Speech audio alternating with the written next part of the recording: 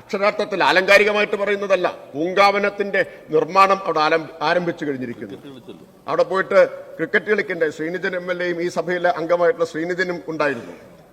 അപ്പോൾ ഒരു കാലത്ത് കടന്നു ചെല്ലാൻ കഴിയാതിരുന്ന സ്ഥലം ഇന്ന് ക്രിക്കറ്റ് കളിക്കാൻ പറ്റുന്ന വോളിബോൾ കോർട്ട് നിർമ്മിച്ചിട്ടുള്ള പൂക്കൾ വിരിഞ്ഞു നിൽക്കുന്ന ഒരിടമായി മാറിയിട്ടുണ്ട് സർ. ഒട്ടും ആലങ്കാരികമല്ല, അക്ഷരാർത്ഥത്തിൽ തന്നെ അത് പറയാം. മെയ് മാസത്തോടു കൂടി ഇത് പൂർണ്ണമാവും.